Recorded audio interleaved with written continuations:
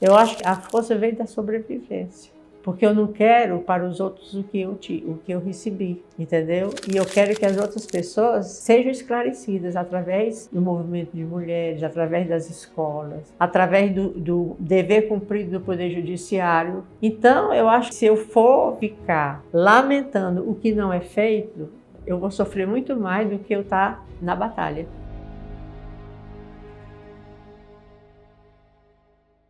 Estamos com áudio. Muito bem, sim. Muito bom dia. Então, estamos começando o Desperta ICL de hoje, sem áudio. Hoje nós começamos mais cedo, sem querer, né, Pedro Falcão? Porque Pedro Falcão estava aqui cantando. O que estávamos cantando, Pedro Falcão? Bella ciao. Una mattina mi son svegliato, oh bella ciao, bella ciao. Eu estou ensinando meu filho a tradução dessa música. Aí eu falo pra ele, o que a gente tem que fazer com o soldado nazista, meu filho? Vocês não queiram saber a resposta. Se uma criança de 5 anos sabe, eu quero crer que adultos sabem também. Nós não vamos dar a resposta aqui, porque todo mundo sabe. Gente, quarta-feira, 6 de março, é isso? 6 de março, o ano está andando. Como diz meu filho, o meu aniversário demora mais do que o dos outros, né? Ele acha que o aniversário dele demora mais que um ano, né? Como toda criança. Muito obrigado pela companhia de todo mundo. O programa de hoje está cheio de notícias, a gente está com muita coisa mesmo, então vai ser um programa um pouco mais rápido hoje em termos de comentários das notícias. Claro que a gente vai dar o aprofundamento das notícias que importam aqui. De todo modo, muito obrigado pela companhia de todo mundo. Parabéns para quem já está acordado essa hora, inclusive para o Chico Alves, que é o editor do nosso site do ICL Notícias, que está acordado esta hora também, para virar, como se diz, a home do nosso site. Você sabe, nós temos um site que começou aí em dezembro, está bombando, tem mais gente chegando na equipe, aliás, daqui a pouquinho a gente vai anunciar novos repórteres, a coisa está andando, iclnoticias.com.br, daqui a pouquinho a gente vai para lá, tem bastante notícia publicada hoje também. Muito obrigado para quem já está nos acompanhando pelas redes sociais, pelo Facebook, pelo Twitter, pela Twitch e também pelo Instagram. Se você desejar, você pode deixar o seu like, pode pular para o YouTube também e fazer aquela rotina básica pela manhã do YouTube. Deixa o like no vídeo, assina o canal, ativa o sininho, mas principalmente compartilhe este programa com as pessoas que você ama e também com o seu tio bolsominion, porque nada melhor do que irritar um bolsominion logo cedo pela manhã. Estamos todos os dias batendo uma audiência incrível, mais de 20 mil aparelhinhos conectados pela internet, fora a audiência que nós fazemos nos nossos parceiros da rede ICL, da grande rede Desperta. Aliás, eu já falei, se você quiser, se você tem aí uma rádio pelo Brasil, uma rádio comunitária, a rádio da sua cidade e quiser transmitir o Desperta ICL ao vivo, você pode entrar em contato com o ICL. Eu não lembro o e-mail de contato, Pedro Falcão, mas o Pedro Falcão vai perguntar para a nossa produção qual é o e-mail de contato. Então você sabe, se você tem uma rádio aí e quer colocar na programação para ter um noticiário logo cedo pela manhã, de grátis, claro, você pode passar de grátis e fazer como os nossos parceiros da TVT, TV aberta em São Paulo, na Grande São Paulo, da TV Quirimurê, TV aberta em Salvador e Grande Salvador, e também no Bom e Velho Radinho. Muito bom dia para quem nos ouve lá na Rádio Heliópolis e também para quem nos escuta, ascolta, já que a gente estava cantando em italiano aqui, Pedro Falcão. Buongiorno a tutti quello che ci ascoltano na Rádio Brasil Atual. Muito obrigado pela companhia de todo mundo. Também compartilhe com as pessoas aí, manda pelo WhatsApp, publica no Facebook, joga lá no Twitter, faça o que você quiser, manda por e-mail para espalhar a palavra do Desperta ICL. Hoje nós estamos aqui com a camiseta do Papai Noel, Pedro Falcão. É o Papai Noel? É o Papai Noel da educação. É o Papai Noel da educação global, né? O nosso amado Paulo Freire. Volta e meia eu uso essa camiseta aqui, eu adoro usar a camiseta do Paulo Freire, né? Tá escrito aqui, aliás, como é que é?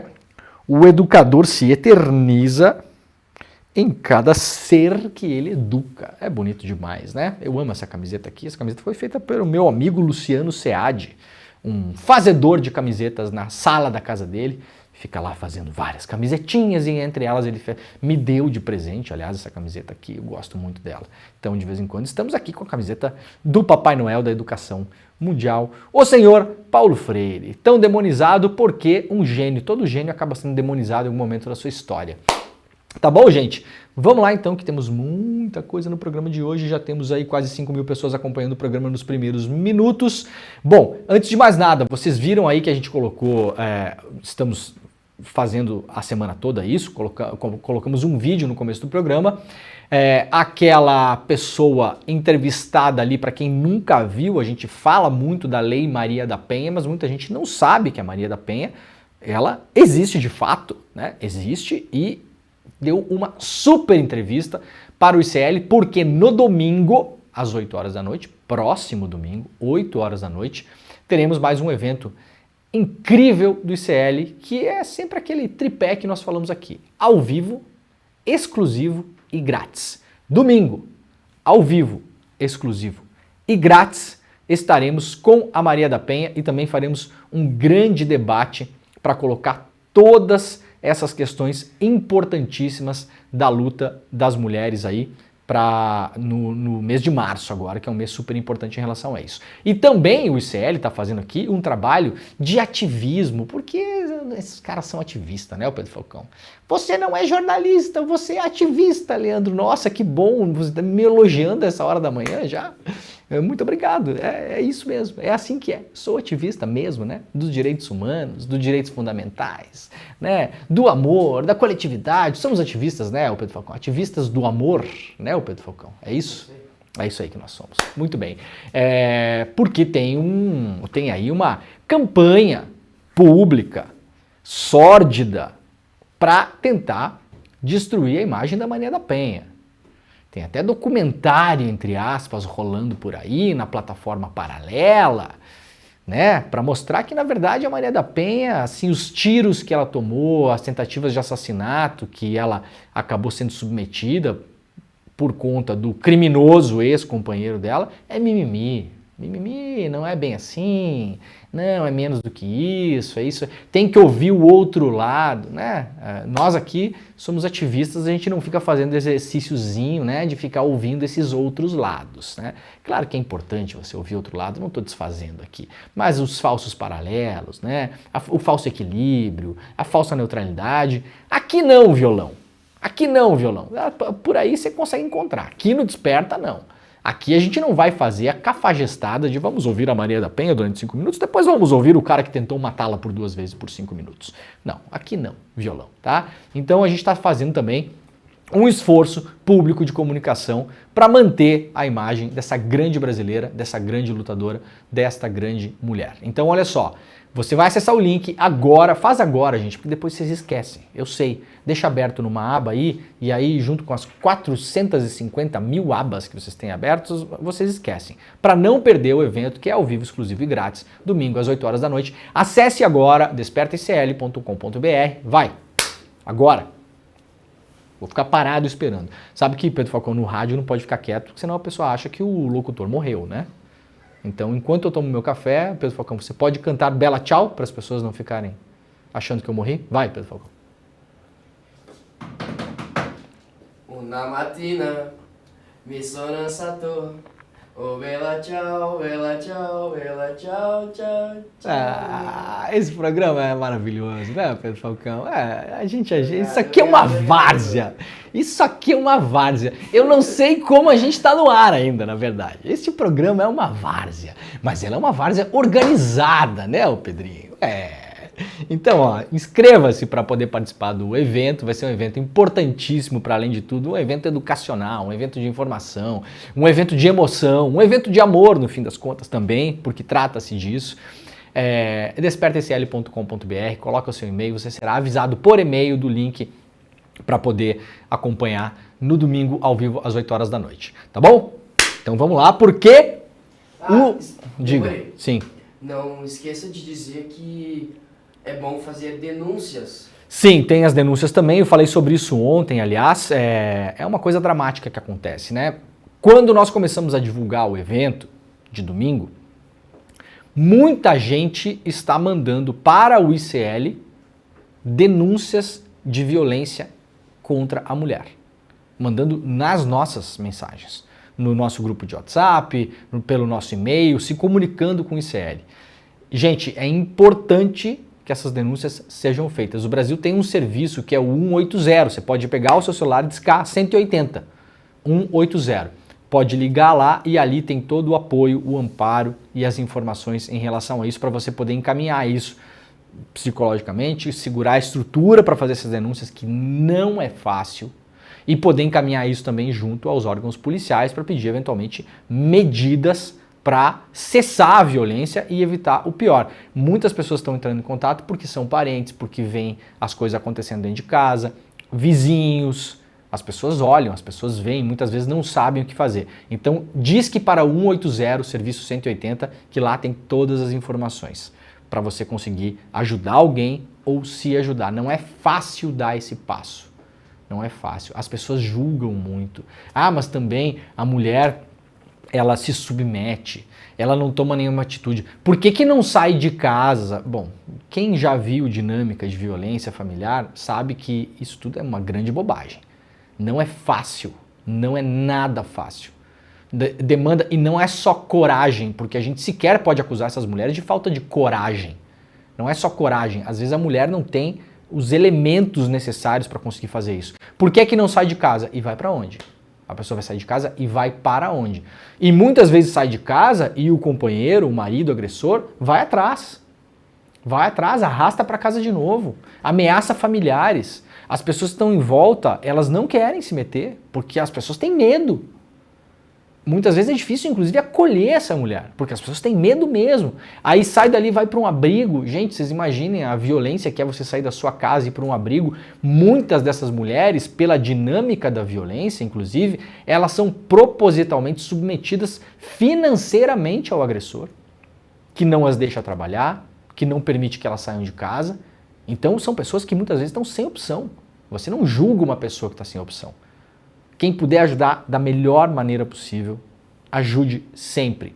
Principalmente se você não tem os caminhos. Repetindo, 180 é um número para denúncias em relação à violência contra a mulher, tá bom? A gente está falando isso porque está realmente chegando muita coisa para a gente aqui do ICL e infelizmente a gente não tem os meios e nem somos a autoridade legal para fazer isso. A gente não tem muito o que fazer nesses casos. Então encaminhem essas denúncias. Beleza? A gente se vê domingo lá, despertacl.com.br é o link para você se inscrever no evento que vai acontecer às 8 horas da noite ao vivo. Vamos lá, a chuva alaga ruas do centro de São Paulo e coloca a cidade em estado de atenção. Um homem de 42 anos que teria caído em um córrego na Zona Sul está desaparecido, segundo os bombeiros. Então muita atenção, São Paulo aí, porque o tempo não deve melhorar nem entre hoje e amanhã. Então, aquilo que eu sempre falo, quem está voando pelo Brasil e precisa fazer escala em São Paulo, que é cada vez mais comum. Aliás, hoje eu li uma notícia que a Azul pode fazer uma proposta para comprar a Gol. Então, além da gente ter só 3 companhias no Brasil hoje, vai ter 2 a princípio. Tem umas menores, né? Mas assim, das grandes, corremos o risco aí das 3 que já é pouco virar 2. Aí sim vocês vão ver, né? Você vai querer voar para qualquer lugar, vai ter que parar em São Paulo a toda hora. Então é importante a gente dar aqui notícias sobre o clima de São Paulo. Cidade do Acre planeja mudar de lugar após nova cheia atingir 75% de sua área, publicada lá no UOL pelo Carlos Madeiro. Isso aqui a gente mostrou ontem aqui também. A cidade de Brasileia, no Acre, na fronteira com a Bolívia, junta os cacos após a maior enchente que enfrentou em sua história entre o final de fevereiro e o início deste mês. Ruas, casas e prédios públicos todos cobertos pela lama. A nova cheia atingiu 75% na área do município, algo que nunca aconteceu em 100 anos de história. A cidade é fundada em 1910, segundo a prefeitura. Até a zona rural foi atingida, o que não era comum lá naquela região. Infelizmente, essas mudanças climáticas não são mais fenômenos de longo espaço de tempo. Praticamente todo ano uma cheia virou realidade. Eu não queria dizer isso, mas é a 4ª enchente em Brasileia em 12 anos e cada uma vem em proporção maior do que a anterior, disse a prefeita da cidade, a Fernanda Hansemann. Então agora a ideia é tirar as edificações existentes hoje da área alagável e transferir basicamente a parte da cidade para outro lugar. Isso aqui é um exemplo mínimo do que pode acontecer no mundo nas próximas décadas. Estamos avisando, aliás, quase que cotidianamente aqui. Olha, falando em Maria da Penha, vamos lá pelo iclnoticias.com.br, só 24% das brasileiras têm conhecimento sobre a Lei Maria da Penha. Então vejam só como as coisas funcionam, né, gente? Você fala Maria da Penha hoje é aquela coisa clássica assim, é o todo mundo conhece. Ah, a Lei Maria da Penha, todo mundo conhece. Possivelmente todo mundo no Brasil, todo mundo aí, entre aspas, né? Já ouviu falar em algum momento da Lei Maria da Penha, mas o conhecimento sobre os seus direitos de fato é mínimo entre a população. É baixo, gente. Vejam só, uma lei que existe já há um bom tempo, está sempre na imprensa, Maria da Penha está sempre na imprensa. Mesmo assim, o conhecimento de fato, porque informação não é conhecimento. Esse é o grande nó que a gente tem que desatar e a gente tenta desatar aqui no ICL todos os dias. Informação não é conhecimento. Para a pessoa decodificar uma informação em conhecimento, leva tempo. Requer tempo, explicação, paciência. Projeto, um programa. Conhecimento é um programa. Você não cria conhecimento assim, do nada. Eu achei bem alarmante essa pesquisa aqui, na verdade. Não achei que fosse tanto assim. Apenas 2 em cada 10 mulheres afirmam que são bem informadas em relação aos mecanismos da Lei Maria da Penha, destinado a coibir e prevenir a violência doméstica e familiar. Outro dado preocupante é a subnotificação de crimes. Segundo a 10ª edição da Pesquisa Nacional de Violência contra a Mulher, compilada pelo Observatório da Mulher contra a Violência e o Instituto Data Senado, ambos do Senado Federal, mesmo nas regiões onde há maior conhecimento sobre a lei, o índice ainda é muito baixo, um pouco acima de 30% das mulheres nas regiões que mais têm conhecimento sobre a Maria da Penha, sabem de fato o que é. A pessoa pode falar, Lei Maria da Penha, a senhora conhece? Conheço. Então tá, sabe como ela funciona? Sabe quais são os mecanismos da lei? Não. Então, já ouviu falar, mas não conhece de fato.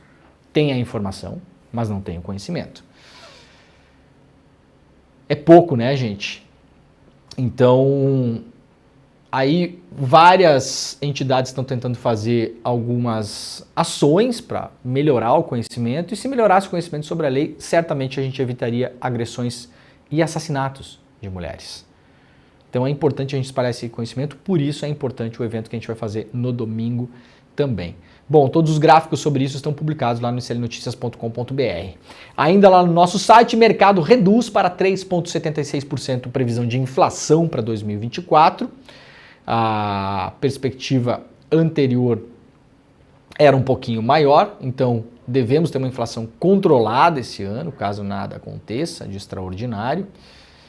Museu da Diversidade Sexual demite quase metade dos seus funcionários. A gente vai falando aqui que precisa de educação, conhecimento, transformar informação em conhecimento, e aí a gente vem com uma notícia dessas. É duro, né? Localizado no centro da cidade de São Paulo, o Museu da Diversidade Sexual demitiu 12 dos 30 funcionários, incluindo 2 estagiários. A demissão ocorreu na última quinta-feira, 29. O espaço é vinculado à Secretaria de Cultura, Economia e Indústrias Criativas do governo estadual do senhor Tarcísio de Freitas, que, como bom político da extrema-direita, vai usar essas pautas como cavalo de batalha para blá blá blá eleitoral, e que se dane as pessoas que vão sofrer as consequências disso. Por quê? O museu é um instrumento de conhecimento. Que é tudo que essas pessoas não querem. Tudo que essas pessoas não querem. De acordo com os ex-funcionários, as áreas de educação e museologia ficaram sem nenhum profissional. Os demitidos revelaram ao site G1 que a sobrecarga de trabalho era habitual mesmo antes dos cortes. O museu, segundo profissionais, justificou as demissões sob a alegação de baixo orçamento para 2024, responsabilidade do governo do estado de São Paulo. Para os ex-funcionários, no entanto, a demissão veio como uma forma de sufocar a memória institucional do museu.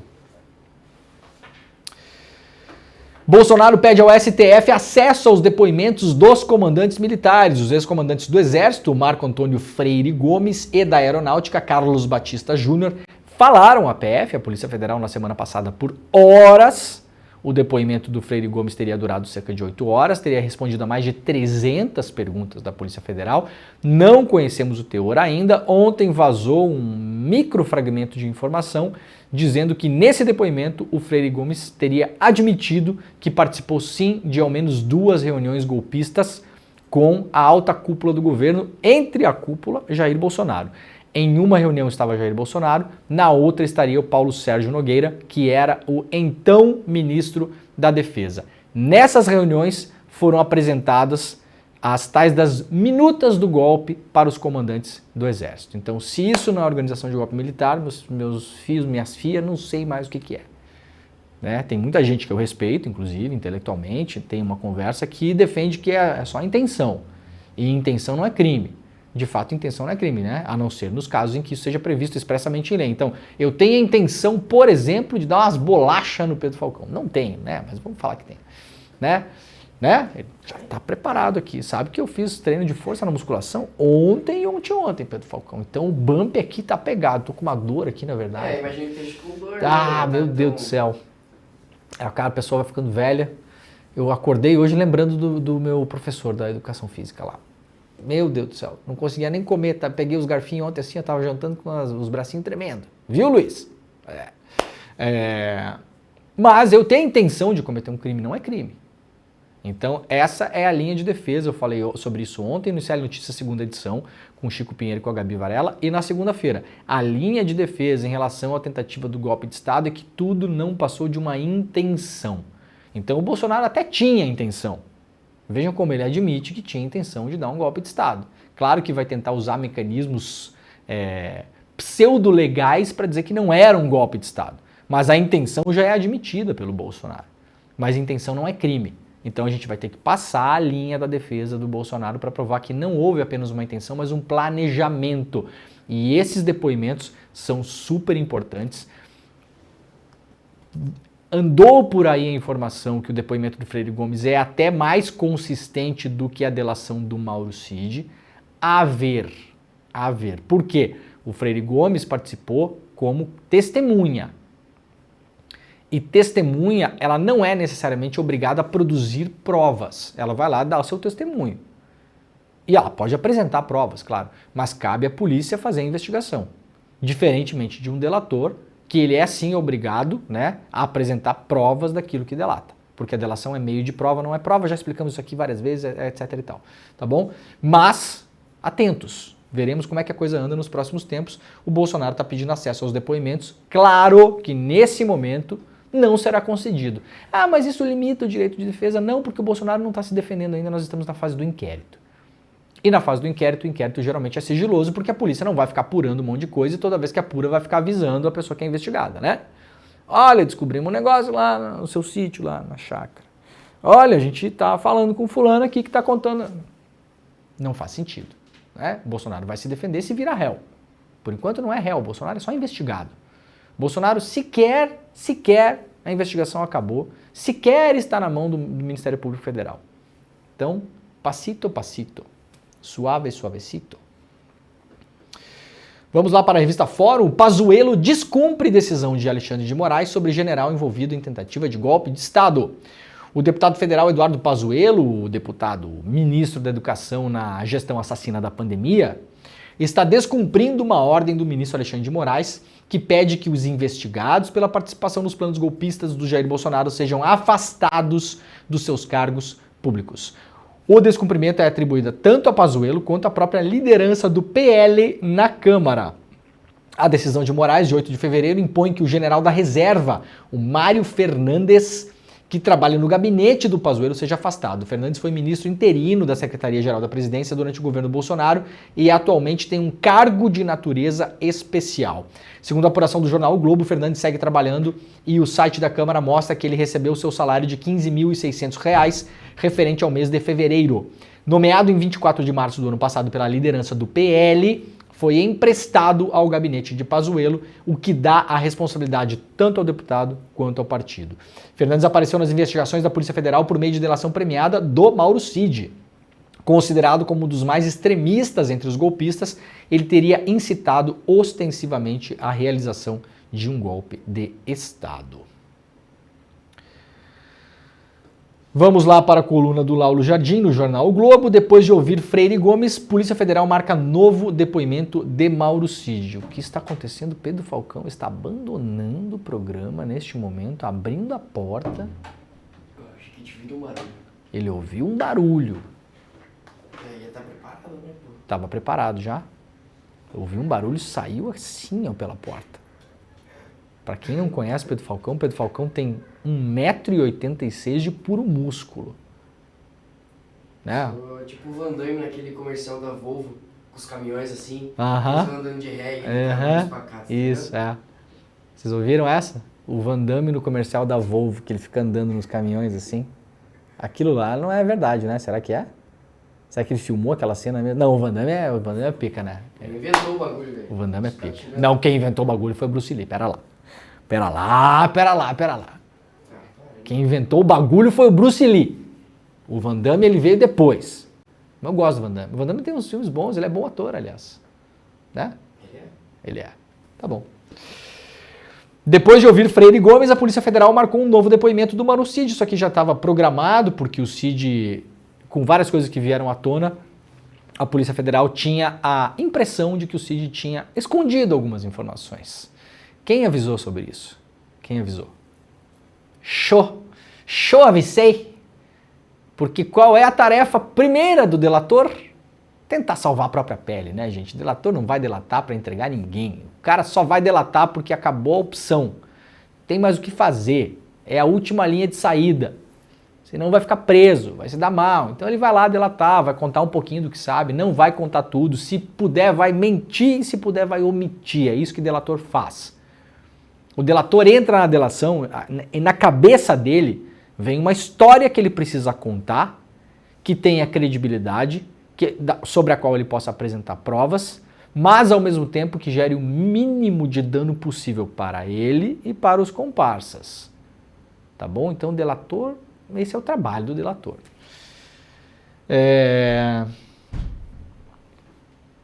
Voltaremos então para o site do ICL Notícias. CPI da Braskem, depoimentos começam hoje, moradores duvidam dos resultados.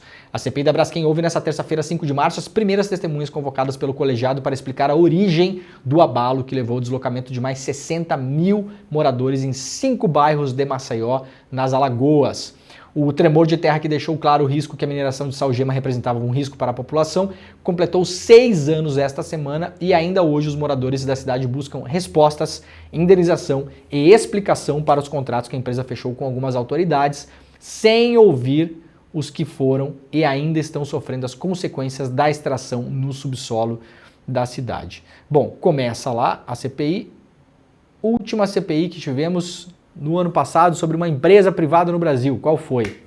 Americanas. Serviu para quê? Passar pano nas Americanas e dar aos controladores, ex-controladores, os chamados sócios de referência, Lehman, Teles e Sicupira, os 3 bilionários estrelas brasileiros, dar a eles, inclusive, um discurso público de que eles foram até mesmo investigados por uma CPI e nada foi encontrado, né? Então, portanto, são inocentes. Sequer foram convidados para dar depoimento na CPI.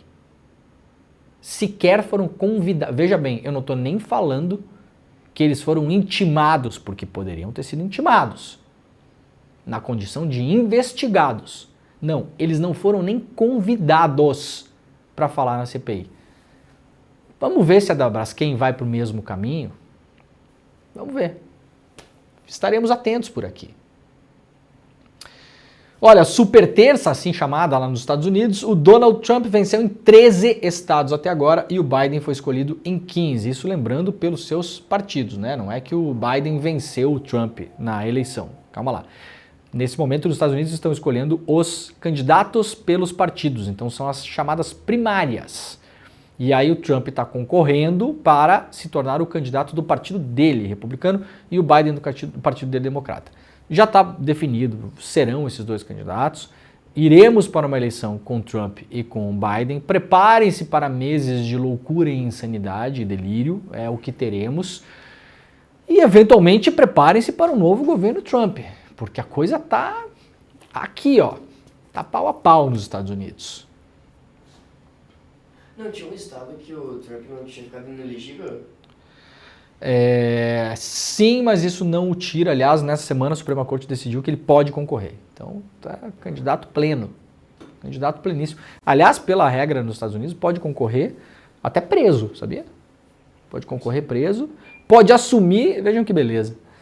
O cara pode concorrer preso, Porque, segundo a Constituição dos Estados Unidos, as únicas regras para você concorrer à presidência você tem que ser um cidadão estadunidense nato e tem que ter mais de 35 anos. Essas são as duas regras, não há nenhum impedimento fora isso.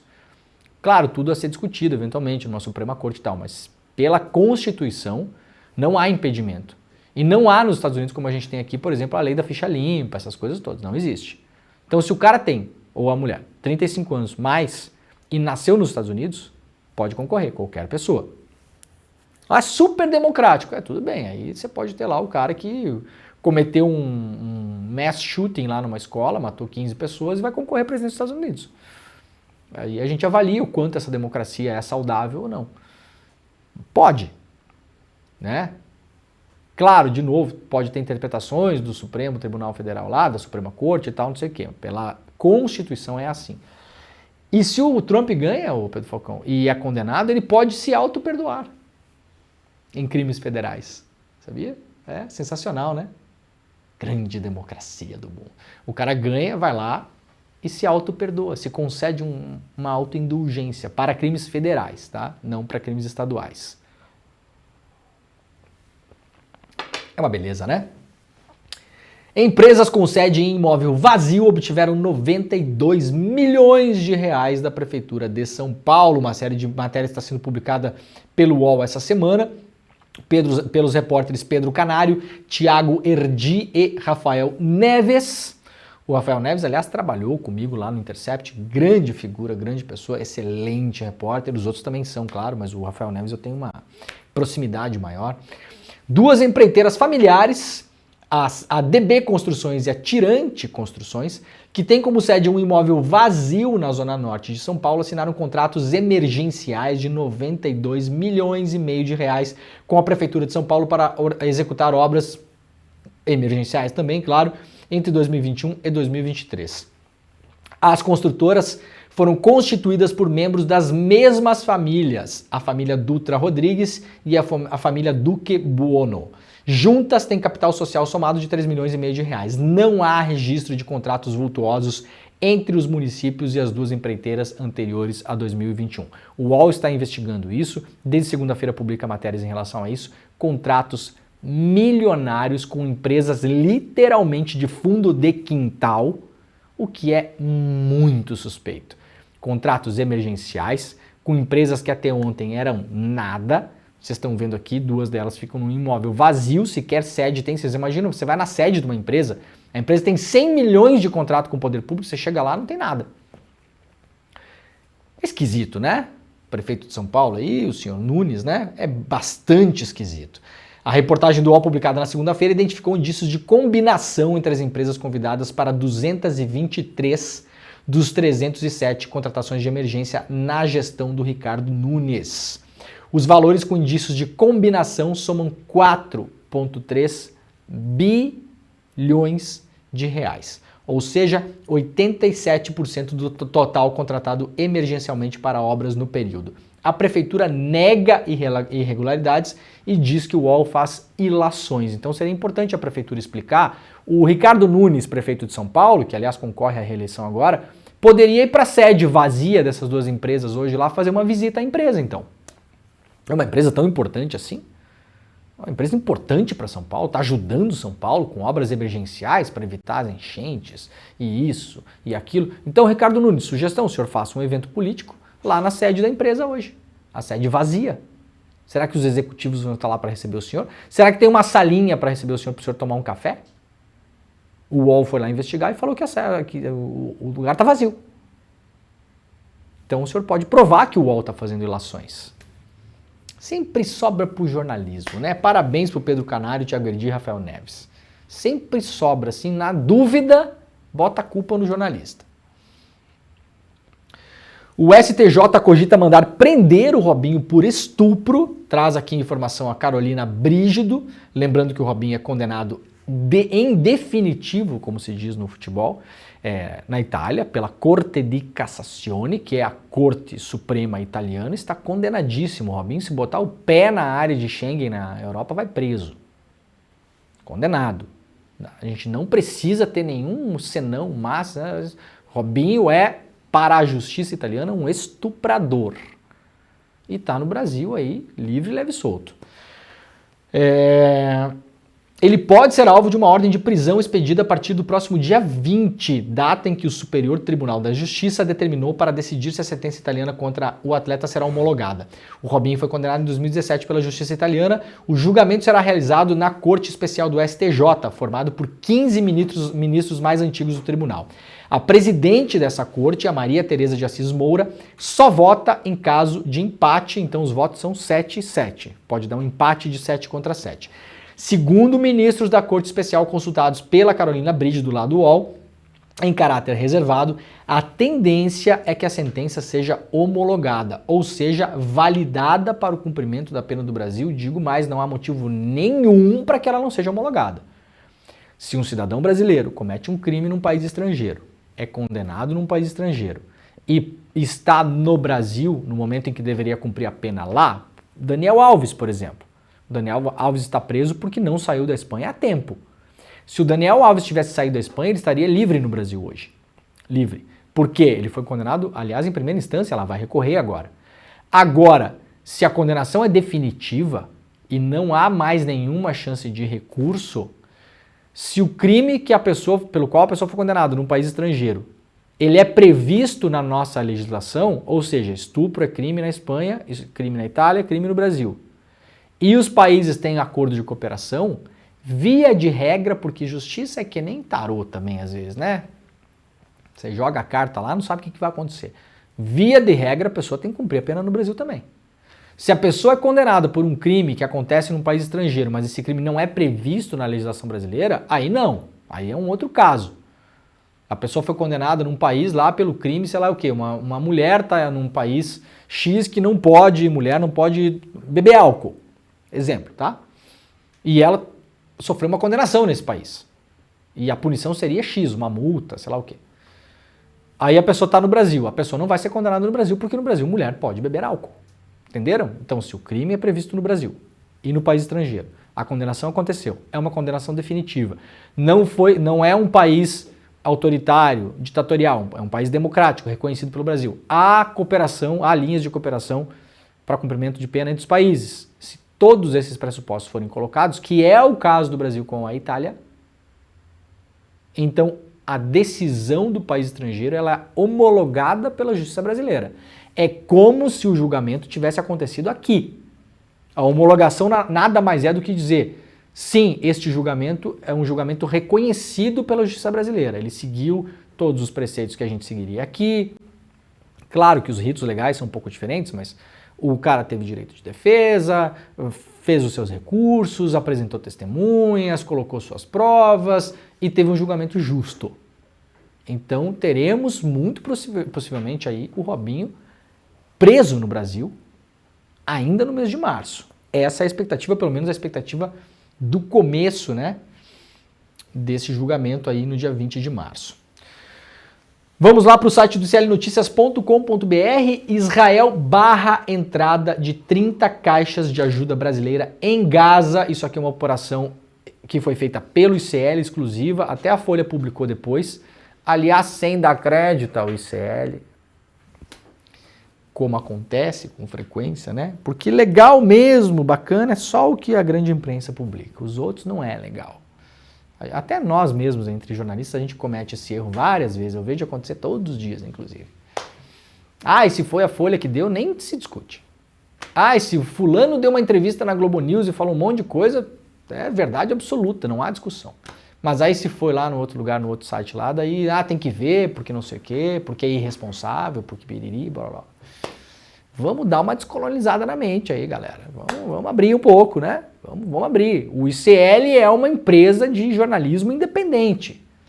Ou a gente se coloca do lado dos independentes que estão tentando criar um novo ecossistema de imprensa, com todas as suas qualidades e os seus defeitos, que podem e devem ser apontados, mas a gente não pode usar uma balança assim.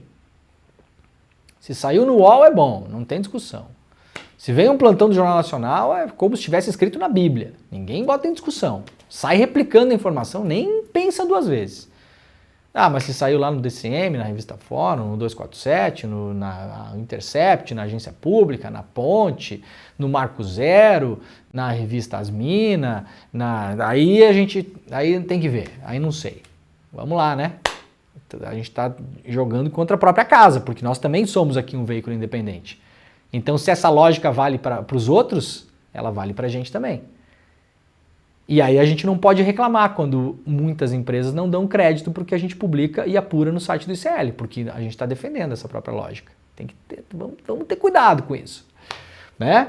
Então, informação exclusiva publicada aqui pelo ICL Notícias, antes da Folha, que não deu crédito para a gente, assinada pelo Chico Alves, que eu sou testemunha, estava acordado às 6h45 da manhã, acordado e falando, porque me mandou 2 áudios.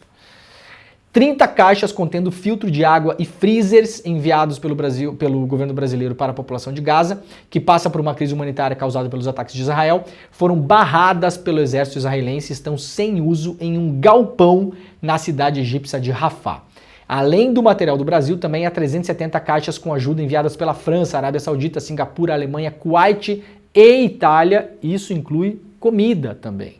A gente está falando aqui do Brasil, filtro de água e freezer para resolver um dos principais problemas de Gaza hoje, que é a água.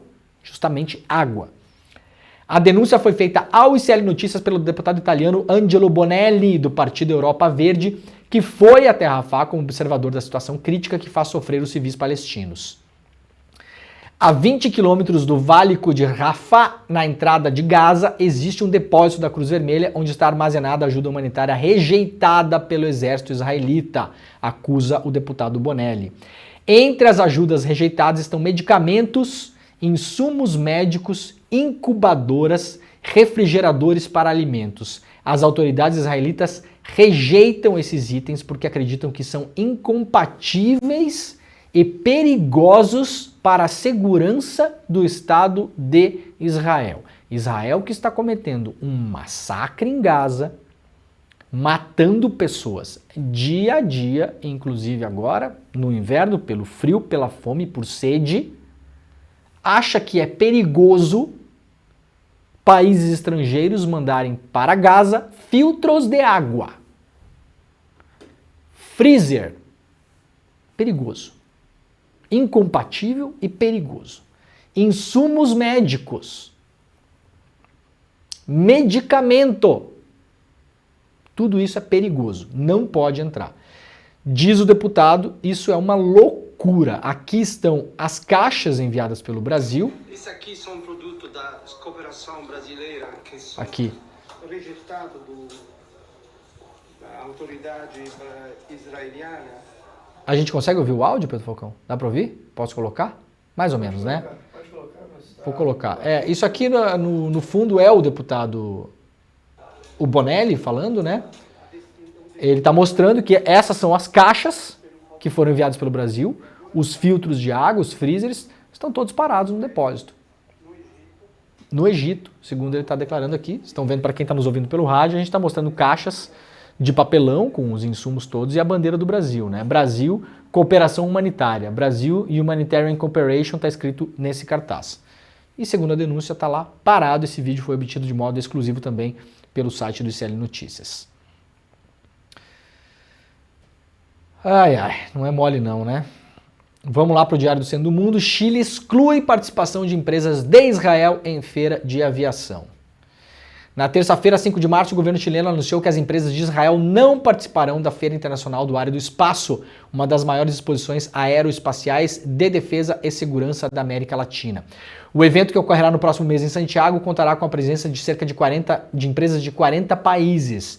O Ministério da Defesa chileno comunicou brevemente que a decisão de excluir as empresas israelenses foi tomada pelo governo do Chile, sem fornecer detalhes adicionais, até porque não precisa. O presidente Gabriel Boric tem expressado críticas à guerra na faixa de Gaza, desencadeadas após o ataque do Hamas. Bom, tá aqui o Boric, então, proibindo as empresas israelenses de participarem dessa feira, lembrando que a indústria da guerra é uma das principais indústrias que compõem o PIB de Israel. Maioria dos estadunidenses defende fim do envio de armas a Israel, aponta uma pesquisa publicada hoje aqui pelo Brasil 247. Uma pesquisa realizada pelo YouGov, comissionado pelo Centro de Pesquisa Econômica e Política do CEPER, revelou que a maioria da opinião pública nos Estados Unidos defende o fim do envio de armas para Israel. Segundo o levantamento, 52% dos entrevistados concordam que o governo dos Estados Unidos deveria interromper os envios de armas para Israel até que o país cesse seus ataques a Gaza. Esse resultado reflete uma divisão partidária marcante, com 62% dos eleitores que votaram no Biden apoiando que os Estados Unidos parem de enviar armas para lá, enquanto 14% discordam.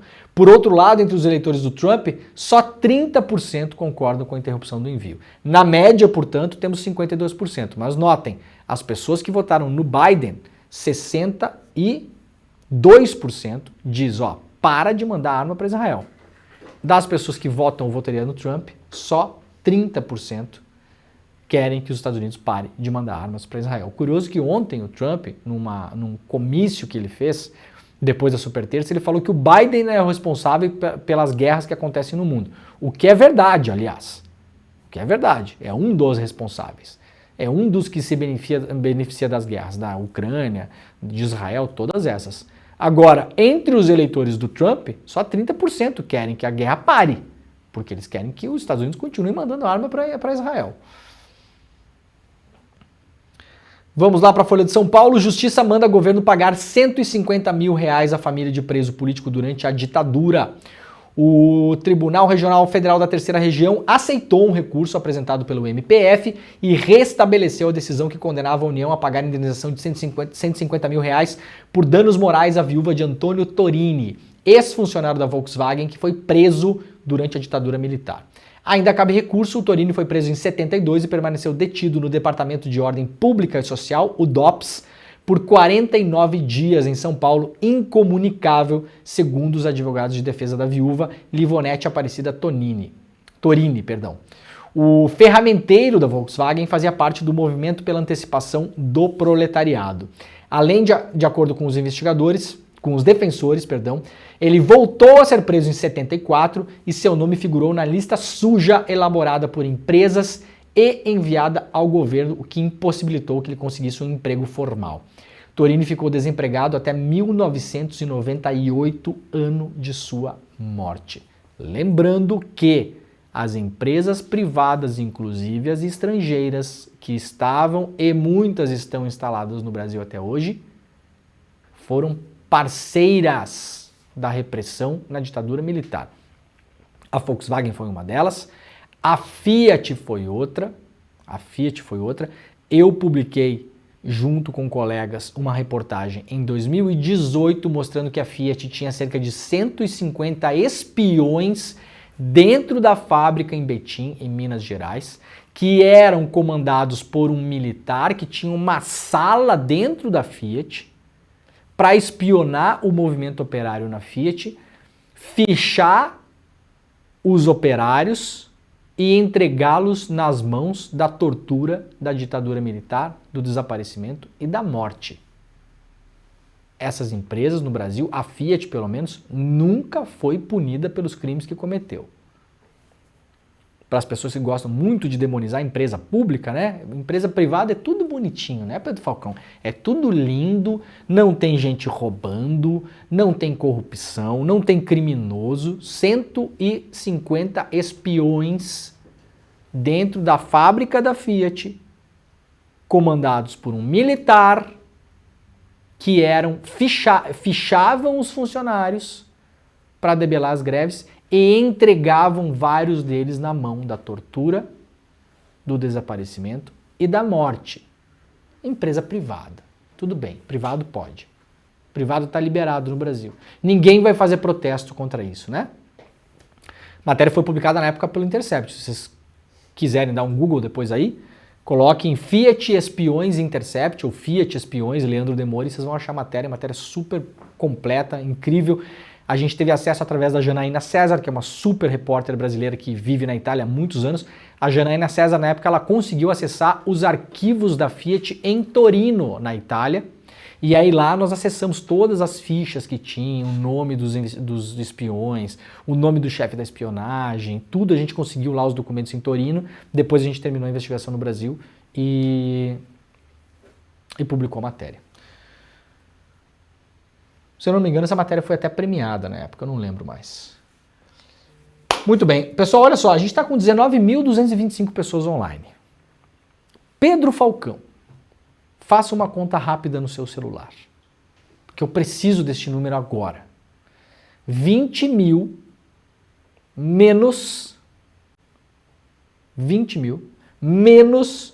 19.225. Quanto que dá isso? Não dá 775? 775. Então faltam 775 almas para a gente bater 20 mil pessoas no programa. Estamos batendo 20 mil pessoas no programa todos os dias, aliás. Essa é a nossa audiência só pela internet. Acertou a conta de cabeça? Acertei de cabeça. Ah, isso é porque acordou cantando Bela Tchau, cara. A vida fica melhor, né? Então, gente, chama aí os amigos, manda o link no Zap. Por favor, vamos lá. A gente precisa crescer a audiência. Esse ano tem eleições, a gente está combatendo contra gigantes. Essa é a verdade, gigantes da comunicação, empresas que têm muitos milhões investidos, que vão fazer uma cobertura da eleição daquele jeito, vocês sabem. Vocês sabem. Então a gente precisa crescer, tá bom? Compartilhe este programa, por gentileza. Olha, o STF volta hoje a julgar a descriminalização do porte de drogas para uso pessoal. Meu Deus, Leandro, vão liberar a maconha. Não! Tá? Não entra nessa loucura aí. Não é isso. Bom se fosse, né, o Pedro Falcão? Bom se fosse, seria uma ótima notícia, mas não é. Tá bom? E olha que eu nem fumo maconha, não é nem interesse pessoal meu, né? Até tenho amigos, né, Pedro Falcão? Até tenho amigos. Eu não quero falar nada, né? Tem amigos que gosta, né? Iniciado em 2015, paralisado em 3 ocasiões, o julgamento sobre a descriminalização do porte de drogas para uso pessoal retorna ao plenário do STF nesta quarta-feira, com possibilidade de o tribunal hoje já formar a maioria para validar a medida apenas em relação ao uso da maconha. Mas a votação também pode ser interrompida novamente por um novo pedido de vista de alguns ministros. Pedido de vista no STF é uma várzea. Finalmente, no ano passado, se eu não me engano, o tribunal colocou o tempo que o pedido pode ficar na mão do ministro. Já há hoje 5 votos de ministros favoráveis à descriminalização do porte da maconha para uso pessoal, que são o voto do Barroso, do Alexandre de Moraes, do Fachin, da Rosa Weber, que já se aposentou, e do Gilmar Mendes. O Gilmar Mendes é o relator do processo, defendeu inicialmente que a medida fosse estendida para todas as drogas e argumentou que a criminalização compromete medidas de prevenção e redução de danos, além de gerar punição desproporcional. Em agosto do ano passado, o único que divergiu foi o ministro Cristiano Zanin. Para ele, a conduta não deve ser descriminalizada, mas o usuário que estiver com até 25 gramas de maconha não poderá ser preso. O que é que vai definir o tribunal agora? Bom, vai deixar mais claro quem é usuário e quem é traficante.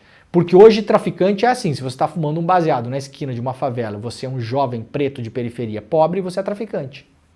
Essa é a regra no Brasil hoje. Está escrito isso na lei? Não, não está escrito. Essa é a regra não escrita. Porque cabe simplesmente a 2 PM e um delegado da Polícia Civil definir se você é traficante. Isso depois vira processo judicial. Então cabe da cabeça das pessoas ali, com todos os seus preconceitos, definir quem é traficante ou não. Se você está fumando o mesmo baseado, mas você é branco, está na praia do Leblon, domingo de tarde, vendo o pôr do sol no Morro dos Irmãos, você é usuário. É isso que define, isso separa no Brasil hoje. Não à toa o Gilmar Mendes é o relator desse processo. Porque o Gilmar Mendes, ele fez, né, com todas as críticas que temos ao Gilmar Mendes, em vários momentos da história da República. Mas a gente tem que reconhecer quando as pessoas fazem um trabalho. O Gilmar Mendes, ele é o responsável por fazer os mutirões nas cadeias, para soltar gente. Ele é o único ministro do STF, talvez na história, que se interessou pela população carcerária. E o Gilmar Mendes faz isso há muito tempo. O que aconteceu, Pedro Falcão? Não me assuste. Lembrei de uma coisa. O quê? A gente tem um vídeo para mostrar. Temos um vídeo para mostrar, é verdade. Daqui a pouco eu vou mostrar no final do programa, tá? Muito bem lembrado. Então, o Gilmar Mendes, ele é uma pessoa interessada pela população carcerária. Esses mutirões, viagens pelo Brasil inteiro, indo de cadeia em cadeia, para ver, tinha gente presa lá há 5, 6, 7 anos, que já deveria estar solta, 10 anos, 12 anos, 20 anos, que não conseguia constituir advogado, que já tinha medidas para ser solto, que não era solta. Então, o Gilmar Mendes entende que a condição do cárcere no Brasil está intimamente ligada à produção de presos que a gente faz, muito por conta dessa lei das drogas. Lei das drogas, aliás, aprovada durante o governo Dilma, para a gente deixar bem claro aqui. Então, hoje a gente vai elogiar o Gilmar Mendes e criticar a Dilma. Veja só que coisa, como a vida é bela, né? Essa lei antidrogas é uma lei do PT, na época do PT. Ela explodiu o número de pessoas presas. Jovens, negros, pobres, periféricos. É basicamente a pessoa que vai presa por conta de drogas no Brasil. Se a pessoa é branquinha e está envolvida em tráfico de drogas, vira o quê? O pessoal conhece a Barbie do tráfico, né? O Ken da maconha artesanal, vira esses apelidos que a imprensa dá. Então veremos para que lado vai, mas a tendência é de que haja aí um melhor entendimento sobre essa lei e torcemos para que isso ajude definitivamente a mandar menos jovens, negros, pobres, periféricos para a cadeia, porque está fumando um baseadinho na esquina. Tá bom? Tomara, né? Vamos rapidamente então para as últimas notícias do programa. Não vamos liberar a maconha, diz o Barroso, falou isso para a Frente Evangélica, porque obviamente já estão espalhando um monte de notícia falsa que o Lula vai liberar a maconha para o seu filho de 5 anos. Não vai, tá, gente? Não vai. Tenho até preguiça de ter que desmentir esse tipo de coisa. E tem mais alguma coisa aqui, barará, deixa eu ver, decreto, ABIN, eu acho que é isso. Vou sugerir 2 coisas rapidamente, vocês podem ir lá para a agência pública, tem uma matéria importante sobre a ABIN paralela, órgãos de imprensa se unem e pedem ao Supremo Tribunal Federal que libere a lista dos jornalistas monitorados. Nós ainda não sabemos quais foram os jornalistas que foram investigados ilegalmente pela ABIN paralela. Poucos nomes vazaram, entre eles o meu e o do Glenn Greenwald, jornalistas investigados pela ABIN paralela. No mais não sabemos, então eu faço coro aqui, eu também quero saber quem foram todos os colegas que foram espionados de modo ilegal pelo aparato do Estado brasileiro, porque isso é um completo absurdo, e que depois jornalistas se unam pela primeira vez na história, será que vai acontecer? Para tomar alguma medida legal em relação a isso também. E uma última sugestão aqui, lá no site da Ponte Jornalismo, ponte.org, invasão em enterro, destruição de casas e ameaças contra crianças. Moradores da Baixada denunciam a Polícia Militar de São Paulo, que vem cometendo uma chacina contínua e prolongada desde o ano passado, na tal da Operação Escudo, aplaudida pelo Tarcísio de Freitas em São Paulo em mais de uma ocasião. Tá bom, gente? O programa de hoje está acabando. Quando a gente comentou as questões de Israel, eu ia mostrar um vídeo que me tocou muito, foi publicado no Instagram ontem. É um vídeo do Hassan Rabi. O Hassan Rabi, vocês lembram, foi entrevistado pela Heloísa Vilela aqui, um palestino que vive no Brasil, tem família brasileira, tinha ido a Gaza para o casamento da irmã e antes do casamento aconteceram os ataques de Israel em Gaza. Ele acabou ficando preso lá por vários dias, conseguiu sair de Gaza, foi trazido ao Brasil pelo governo brasileiro, está no Brasil hoje em segurança, sofreu várias ameaças depois, porque teve gente que espalhou uma mentira de que ele era ligado ao Hamas, assessor de imprensa do Hamas, gente que não tem coração, né? Basicamente isso. E aí o Hassan Rabi publicou no Instagram dele um vídeo mostrando o que era a casa deles, da família deles, o apartamento da família deles em Gaza antes e como está o apartamento da família deles em Gaza hoje, tá? O vídeo de antes é ele fazendo um sprayzinho assim, eu acho que ele tá colocando um cheirinho na casa, então ele vai mostrando os cômodos, vocês vão ver ali uma casa humilde, mas uma casinha bonitinha, organizadinha, e aí depois tem as imagens de como tá a casa do Hassan Rabi. Hoje a gente termina o programa Desse modo, mando um grande abraço, aliás, para o Hassan. E o ICL Notícias, primeira edição, está começando agora. Nós voltaremos amanhã com o Desperta ICL às 7 horas da manhã ao vivo, tá bom, gente? Um grande abraço, tchau para vocês. والشوق فينا لا ينام ودموعنا في الليل تسمع السلام والحزن غلف كل قلب عاشق والعاشق المحروم حتما لا يلام هنا ألف ذكرى ودروب عشق لم تزل ترجو لقاء هنا ألف عبرة ترجوك تأتي أيها الطهر الملاك وعلى الثرى دمع جرى ومن الذي قاسمه يحنو سواك فقلوبنا ودروبنا ذبلت فعد وازرع. Olá, eu sou Eduardo Moreira e queria convidar todos vocês para uma conversa muito especial que eu tive, uma conversa inspiradora, uma conversa forte e uma conversa reveladora também com a Maria da Penha, essa personagem tão importante que a gente tem no nosso país. Olá, eu sou a Maria da Penha e estou convidando você para assistir um papo muito legal que eu tive com o Eduardo Moreira, do ICL. Conto com vocês nessa conversa.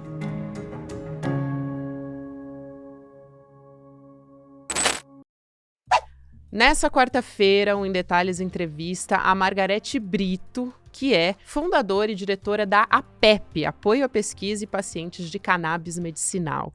Hoje, o Supremo Tribunal Federal discute o porte de maconha para consumo próprio, inclusive falta um voto só pela descriminalização. É hoje às 10h30, não perde.